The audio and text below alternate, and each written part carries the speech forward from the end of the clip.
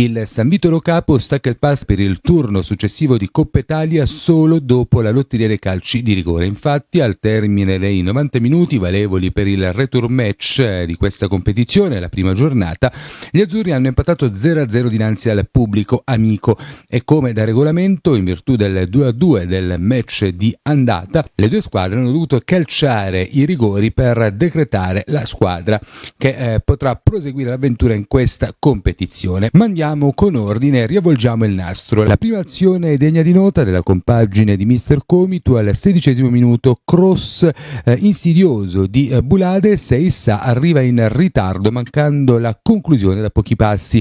La replica del Marsala al 27° minuto, ottima discesa sull'out di destra di Mangiaracina servito da Manone che viene strattonato in aria per il signor Roberto Patrizio di Palermo, tutto regolare.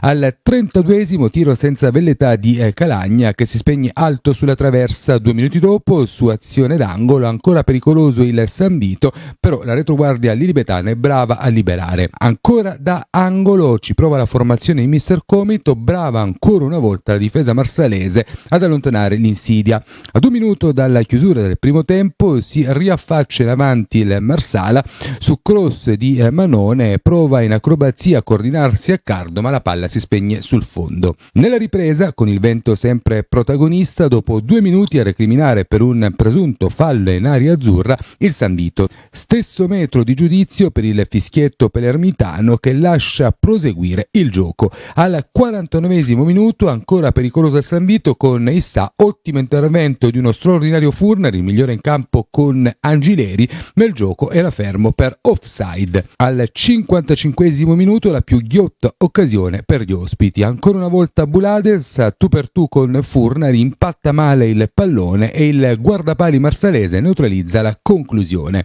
Al 59° il primo intervento di Pizzolato sulla conclusione dal limite dell'area di rigore di Bonfratello, bravo a difendere il pallone e a coordinarsi per il tiro.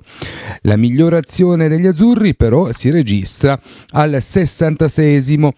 Ottima discesa a centrocampo di Mangiaracina che in verticale serve Manone, perfetto il traversone mancino e clamoroso errore di Corda che impatta malissimo di testa da buona posizione. Lo stesso Corda pericoloso al 73° con una conclusione al limite dell'aria che si spegne sul fondo.